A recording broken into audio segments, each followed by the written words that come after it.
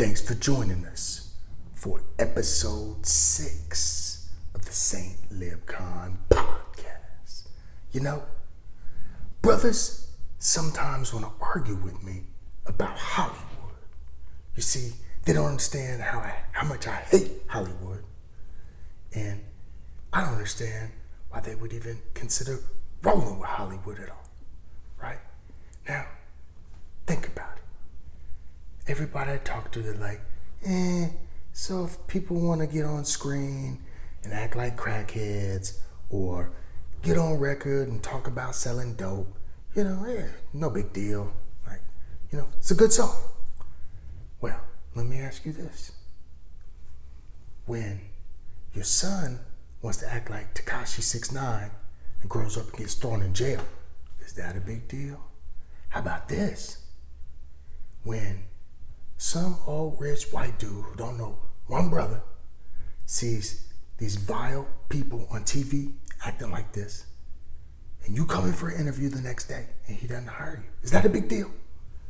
Or how about that cop that loves Chief Keef, right? He loves watching him throw up gang signs and guns on his music video, but then he sees a brother out, trying to do arrests. He got the wrong tattoos, fears for his life, and shoots him. Is that a big deal? And the answer is yes, it is a big deal. And it's time to understand the systematic way we have been portrayed in the media by Hollywood, and understand it's time to disassociate ourselves with this industry, because Hollywood is racist as fuck. Let's get it.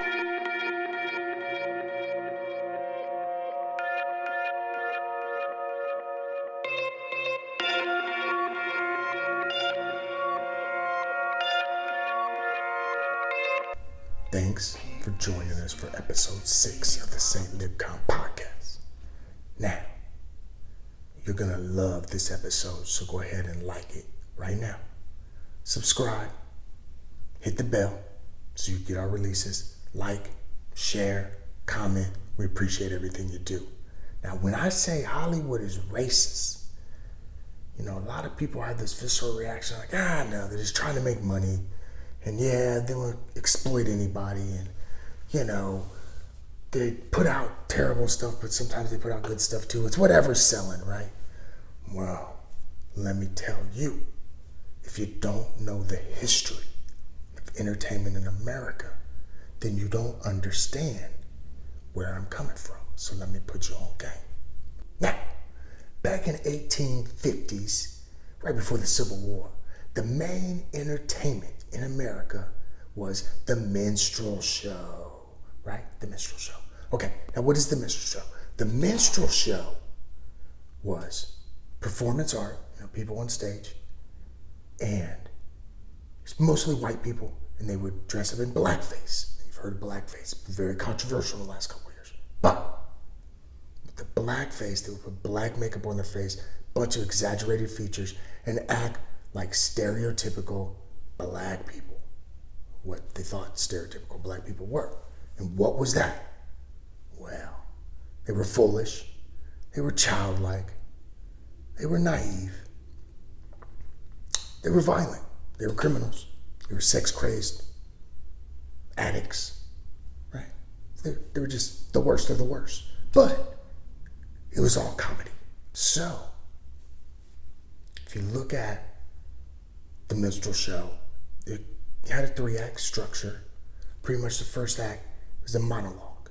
These people would come out, and it started out as white people in blackface, but after a while, because this really ran until 1910s, whatever, teens, whatever you say that, it ran until 1910 or so. Black people started just taking on this art form as well.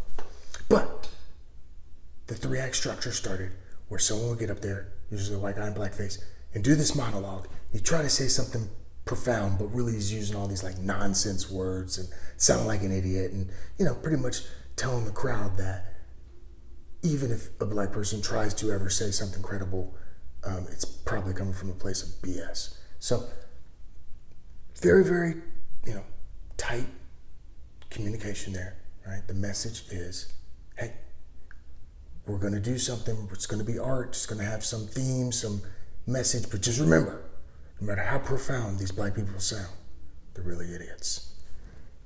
Part 2 of the 3-act structure was just some slapstick, clowning around, buffoonery, slapping each other with watermelon or just something ridiculous, right? So that was Act 2. Act 3 typically was there's a bunch of slaves on a plantation and they were singing and dancing and skipping and hopping and listening to music and just as happy as can be and content with their lives. Yep. That's the Minstrel Show. And in the Minstrel Show, there were specific characters that were carried out throughout the entire history of the show, right?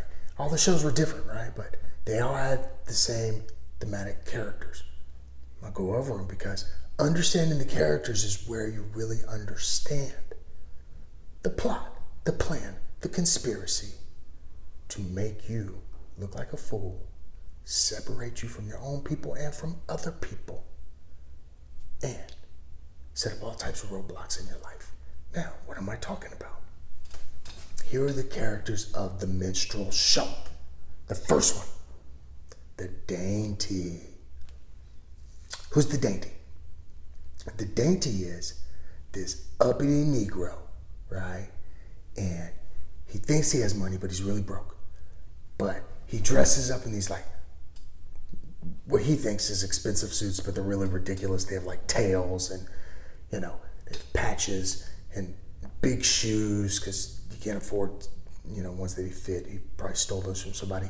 A big, dumb looking tie and, just silly stuff. A monocle, a top hat. Look foolish. But what was this guy? He was all about the money, right? He was all about the money. And why was he obsessed with money? Because he wanted to be like his white counterparts, right? The real rich people. He wanted to act like them, but he was really broke. And what was the message? The message was, no matter how successful you will become as a black person in this country, you'll only be a caricature of your white peers. You'll only be a really sorry example of them, right? That's what the Dainty was. And everybody hated the Dainty. All the black people hated the Dainty. He was, almost as bad as Uncle Tom being a bootleg, right? So this guy was just a jerk. Now, today, who are the Dainties, right? Might be surprised. They're the rappers, the R&B singers. What do you mean? They're the athletes. What? Listen, think about these press conferences after these NBA games. What are these guys dressed in? $1,000 suits that are short sleeve, right? They're just, I could go on. They look like freaking clowns, okay? Not to mention the rappers with their gold teeth, right? I'm rich because I financed teeth. And their chain that they spent, their signing bonus on that. Now they're broke. It's just, that is today's Dainty. Very evolved, but that is today's Dainty, okay? And what's the message? Again, no matter how rich and successful, because these athletes and entertainers are like the pinnacle of black success, right? They're still idiots, and they're still uncouth, and they're still silly. You can't take these people seriously, right? So anyway, that was the first one. The Dainty is carried out all through the history of the Minstrel Show and has really embodied our entertainers of today. Okay, the soldier. You're like, what? Yes, the soldier. Now, what did they use the soldier to do, right? First, the soldier, he was this clumsy dude messing up drills. In war, he would run away. He was a coward, right? And to be honest with you, what they wanted him to do was to show that even though He looked like an American because he had the most American apparel you could ever have on, a soldier's uniform. He wasn't a true American. Think about it. How is this pulled off today?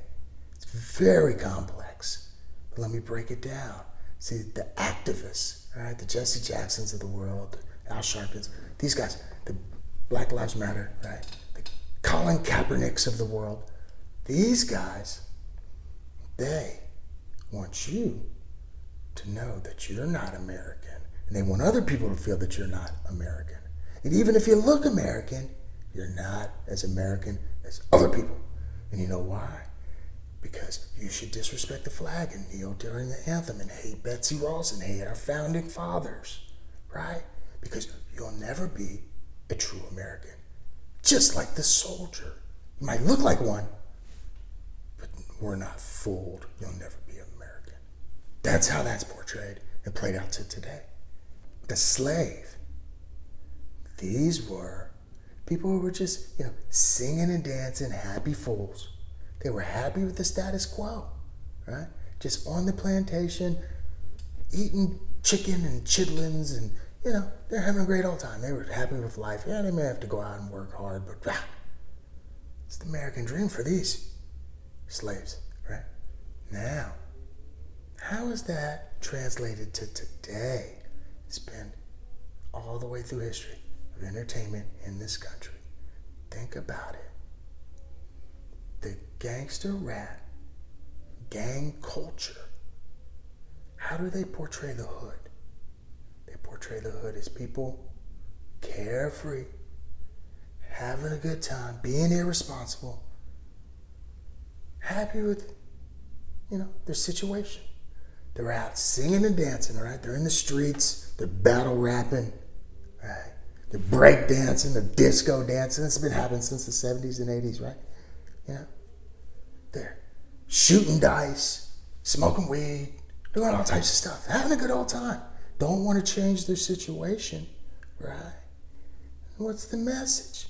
Message is, even though you're living in this meaningless existence, it's squalor, you're carefree because, now think about it. Back in the day, in the Minstrel Show, the slave, why was he carefree? Right? Why was he out there dancing? Because master would take care of all his needs. Give him a place to sleep, chicken to eat, right? Cool. Today, why are we out there in the hood? Because it's how it's portrayed, all right? That's how they make you look. Because master will take care of you. Who's master? Government, welfare. And this is what people think. Seriously. Ask some people that don't know any black people, ask some white people that don't know any black people, what percentage of the black population is on welfare? Some will tell you, not many, but some will tell you 50%.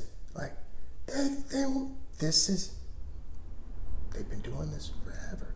Back in the Minstrel Show, when a slave would run away, he would always come back. You know why? He couldn't make it on his own. He was dependent on his master. Just like if you break out of welfare, that's not what we want. We want you to be dependent and grow the welfare system and state. Interesting. This shit's interesting, man.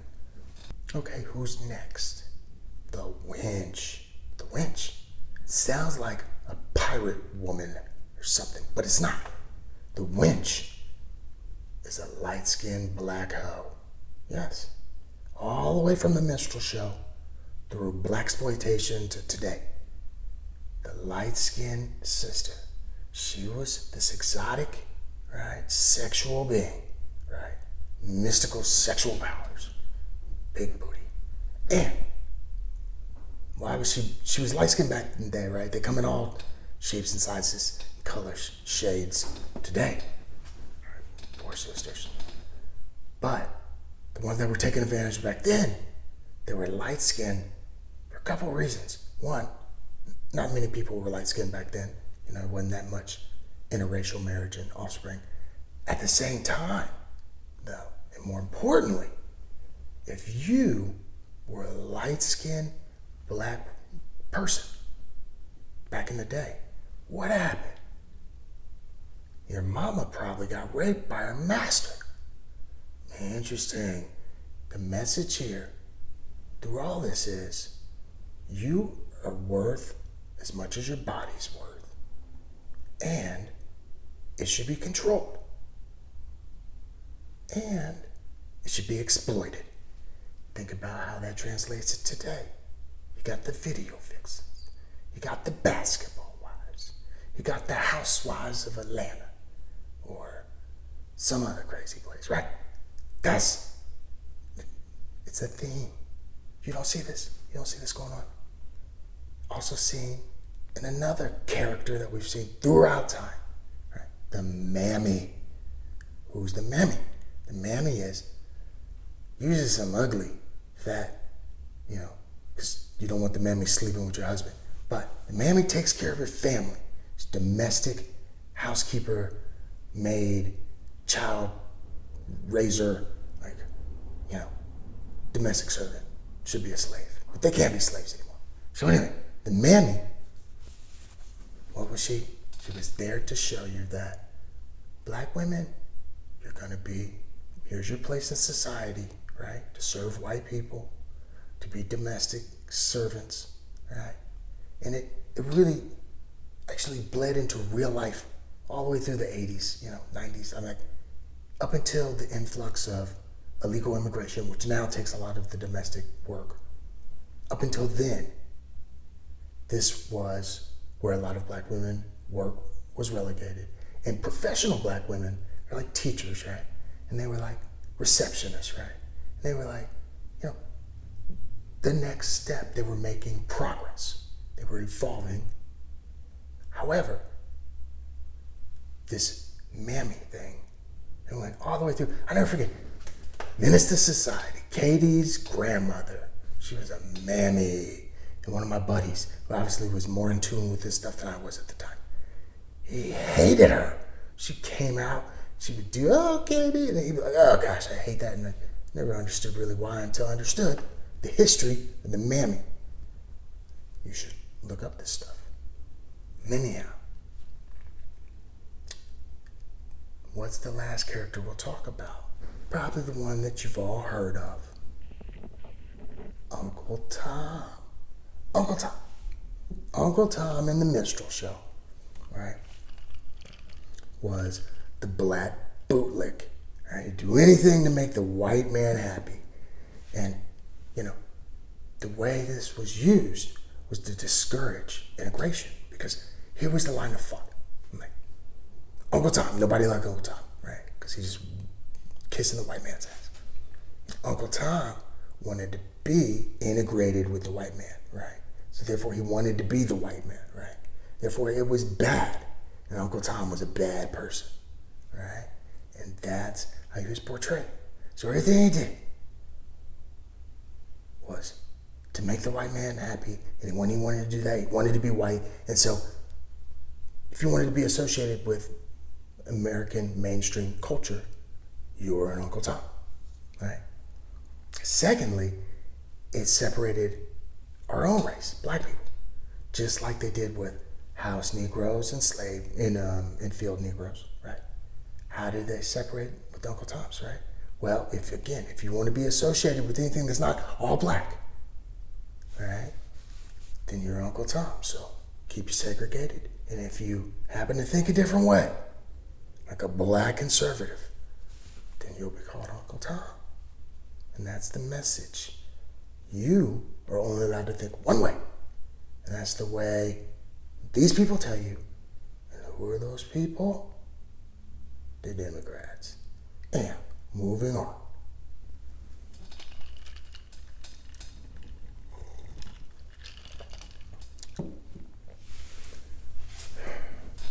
So the Minstrel Show was like the NFL. It was like the NFL from like 1850 to 1910. All right? It was the main type of entertainment in America. Like blackface, black people getting up on stage acting like buffoons. Like this is what American entertainment, the epicenter of American entertainment was during that time period. Now from 1910 to like the 1940s, the Minstrel Show kind of started fading out because it was taken over by this kind of sketch comedy on stage show called vaudeville. And it was kind of like this semi-circus act. I mean, it was definitely spectacular type stuff. But they always had, one or two black characters, and those black characters were either a white person in blackface, acting just like they acted like in the Minstrel Show, or it was an actual black person, again, acting like one of these characters we talked about. Now, again, all the way through the 1940s, blackface, the Minstrel Show, Sambos, all this stuff was all, par for the course. 1930s to 1960s, another great example. Amos and Andy, right? Radio show, two white guys acting like two silly black dudes. Now, the characters, they were actually three-dimensional, characters. They had feelings and, said stuff that was, more than just stupid and silly. But they still had all this buffoonery and naivete and, silliness, foolishness, childishness, borderline criminality. I don't think they were criminals. But anyhow, they looked like less than, right?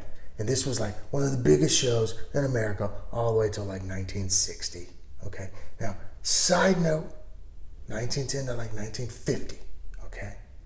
There were these films. They were called race films. They were pretty much black films. They were made by black production companies, black actors, and they actually showed some pretty good portrayals of black people. It wasn't all just silliness and crap. But they only showed them and marketed them to black people, right? So it's like, yeah, we can make some money off these people, but we don't want their authentic culture to be spread and put it in mass theaters and make huge productions out of it. Just, do a calculated move and make some money, all right? So that was happening. Most of those were run by black people at the start. And of course, they got bought out, taken over, and shut down.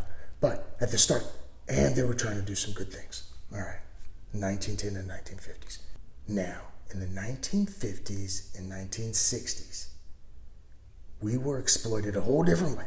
All right, it was kind of unique time period. For the most part, we were shown nowhere. What? Listen, okay, 1950s, 1960s. What do you think of 1950s? Music. Elvis Presley. And Elvis Presley did not only say, "Don't step on my blue suede shoes," but he also stole his music from blues musicians. Right.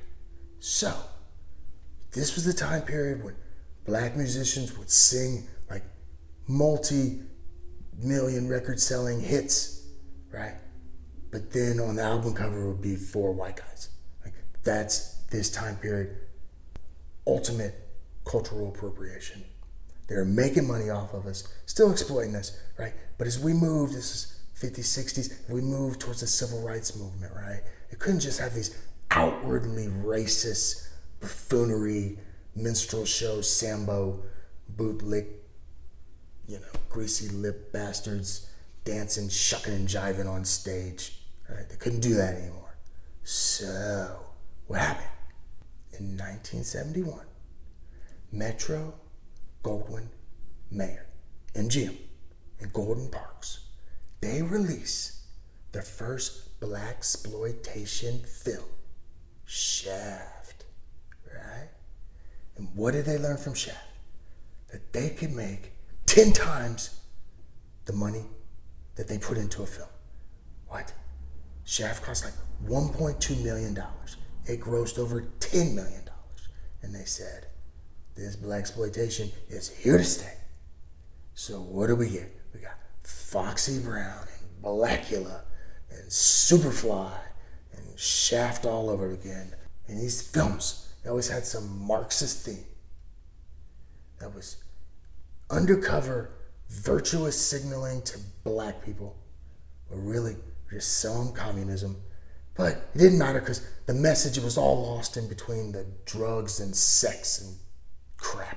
So that was, through the 70s. In the 80s and 90s, we saw this rise of the gang culture, right? We see gangster flicks and gangster rap, right? That all came out super duper hard, right? And we still saw minstrel shows type entertainment, right? Like Living Color, everyone will love. Oh man, I love Living Color. It was funny when I was little. Used to, love it, love the Fly Girls, and all that stuff. But looking back on it, that was the minstrel show. Like oh my gosh, that was the minstrel show. So it was Dave Chappelle's show, right? He couldn't do it anymore. He had to run away. Big story. Yeah, a lot behind that, but Dave couldn't do it. There's Key and Peele, minstrel show. Like, come on, man. Come on, people. Anyway, Medea, minstrel show. So again, you ask, what's the big deal?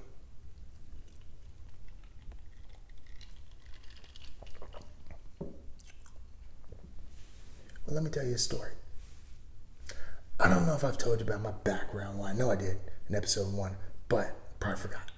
Anyhow, I had plenty of supervision. I had 2 parents and 2 step-parents, right? And everyone loved me, and we had siblings and plenty of resources. I had a good upbringing, right? Still, back when I was 10 years old, Colors came out, right? The movie Colors, gangster flick. And it had a good message, I'm sure. But with all my supervision, doesn't matter. Me and my brother, right? It was Bloods and Crips. Me and my brother. We put on our Ohio State triple bubble fat gooses, right? And buttoned them just at the top. Had a white t-shirt underneath. Had a BB gun. Put it in my waistband. And we walked around the neighborhood like we were gangbangers. Like our neighborhood in suburbia. It's crazy. And again, we had real supervision. Now think about it. As this minstrel show is running and this gang culture is still pervasive, and 7 out of 10 of our kids don't have fathers in the home, but they see this N-words on TV and in the movies and in videos, right? What happens? They think this is acceptable behavior by our culture, and they mimic it. I already talked about how it doesn't get your ass hired. I don't think you can go to 10 interviews and run into 10 racists because of Hollywood, but you can go to 10 interviews and run into 2. Or you can go into 1 interview and run into 1. Right? It is an issue. I've already talked about how you got this gang culture, and these cops see it, and they know you don't care about life. That's what they think. You don't care about life. You will kill me. And you don't want to go back to jail. And so they're all, feeling for their life and kill you in a simple traffic stop. I'm telling you, this stuff is serious. It's meant to not only create divisions within our community, but between us and, frankly, white people. Because just like the minstrel show did way back when, they going through all these terrible, degrading stereotypes, what they're saying is, big picture, these people are not like you. They're like this. It's weird, crazy buffoonery. And don't want to be with them. Segregate yourselves, because these people are not like you. And that is an overall message of the minstrel show. So it separates the races, which is part of their plan. I'm telling you, this is so pervasive, you can see it all across the world. Let me tell you a quick story. The wife and I are on the way to Thailand. We stop in Beijing. We're having dinner. We're at the restaurant. Okay. We're at KFC in the airport. All right. So we sit down. We're looking over. We're ready to order. We order our food. And the waitress says, "You pay first." My wife and I, we look at each other and we go, "Okay, I guess that's how they do it in China." Cool. They bring us our bill. We pay. Our food comes out. The chicken is terrible, by the way. All right. It was like, these chickens were smoking crack. They were skinny and nasty and anyway. So, don't eat fried chicken in Beijing airport. All right. Anyhow, we're eating our freaking KFC and we're looking around and like people are finishing up their meal and then the check is coming over and they're getting a check and then they're paying for it. And I'm like, they didn't pay first. And somebody else comes over. They sit down. They order. They take their order. Boom, boom. And they don't ask them to pay first. We're like, what is going on? You think they've seen a gangster flick movie? They think that they've seen something that makes us look criminal? What do you think? One of us saw something that made us look criminal and we went over to Beijing and thought we'd pull off a dine and dash or something? Like, millions of miles away. Still making us look like fools. So then we get to Thailand, right? This didn't happen to us, but it happened to a brother we were with on a tour, like in this tour group. And this one brother, he was the only single dude in the tour group. He goes on this boat ride. It was like, little, like, they called it a James Bond boat. It was like a little, 10-seater jet boat. Boom, they're supposed to go out and like go fishing or see something, I don't know. Anyway, it's an excursion. So, it's part of the tour. He gets on the boat by himself. There's the captain, and then there's like 8 Russians. All right? And these Russians, this boat is small. So the captain's like, hey, you guys got to split up because all the Russians were like on this side and he was like over on this end of the boat. They're like, hey, you got to, like, 4 of you need to come over here. The boat's going to capsize. They're like, no. They're like, no, 4 of you need to, like, seriously, 4 of you got to come over here. And they're just like, no. And they're like, all right, well, we can't leave if 4 of you don't. And they just, like, they wouldn't go on the trip. Like, what do you think's going on there? This terrible portrayal of us in the media is shipped around the world and will look like the word all the way around the world. I'm telling you. And it affects us all the way around the world. I've talked about the hiring, talked about the police. Now, let's talk about what is the culpability of black entertainers, right? So, are they at fault? Thank God for Pac and Big. Thank God for NWA. Thank God for Nas. Thank God for Wu-Tang. Thank God for Too Short. My first record on wax, vinyl. Too Short. Anyhow, thank God for all those guys. They had all different types of terribleness, levels of terribleness, right?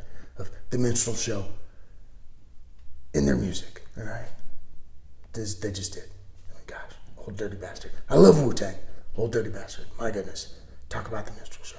Anyhow, so, why do I say thank God for these people? Because they were the pathfinders. They were the ones that got us in the door to put us in the position today where we can use the influence of entertainment and be in the position to now change the culture back to where it should be and change the perception of us around the world. So thank God for those people that blaze the trail, okay? They were part of the system. They played their role. They've affected, society in arguably different ways, right? But today, they now know, and they should know, and they're in the position, and enough of us are in the position to not participate in the Minstrel Show anymore. So, 2020 is where we're drawing the line. January 1st, 2020. If you continue to participate in the Minstrel Show, 2020, you are going to get put on blast. All right? That's where we're drawing the line. You're like, who's we? It's me. Who am I going to put you on blast to? Like my 30 subscribers. All right? So, you've been warned. Anyhow, where are we at? I guess she's got to think, if we can't be part of the Minstrel Show anymore, right? And we know what that is. Like 90% of the entertainment we do.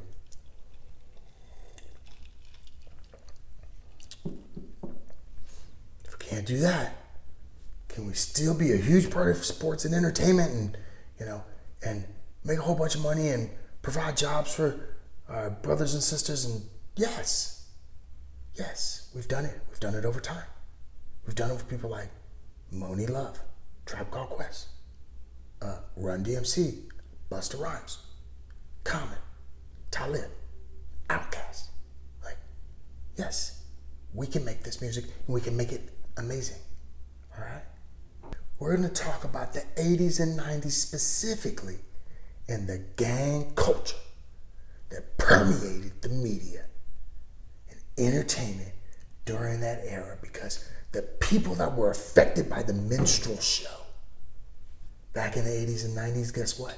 Now they're adults. They're having kids. Those kids are somewhere between young children and becoming adults themselves. Very important part of our community. And we need to make sure that they understand the history so they do not support this continued negative portrayal of us in the media. And they allow our community to break away from these degrading stereotypes and produce better images of us in this country and across the world. Because if we continue to do what we've been doing, we're going to continue to have a culture of crime, of violence, and its stagnation. I'm here to break you out of that. Ride with me. Let's get it.